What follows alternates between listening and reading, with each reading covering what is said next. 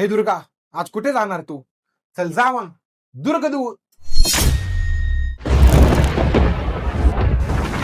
सह्याद्रीच्या कुशीत वसलेला आणि इतिहासातील स्वर्णपांज्या किल्ल्याला म्हणतात. तो किल्ला तुमच्या लक्षात आलंच असेल. तो किल्ला म्हणजे तोरणा. ज्या वयाच्या 16व्या वर्षी एखादा मुलगा, सध्याची जर परिस्थिती बघितली, एखाद्या मुलीला प्रपोज करतो आणि तिने नकार दिला म्हणून स्वतःच्या आयुष्याचं वाटोळं करून घेतो. पण विचार करा, महाराजांनी स्वराज्य स्थापन केला. अहो, त्या महाराजांनी वयाच्या 16व्या वर्षी पहिला किल्ला जिंकायचा. मग तो जिंकायचा कोणता? तोरणा. तोरणा किल्ल्यावर पहिलं तोरण बांधलं स्वराज्याचं.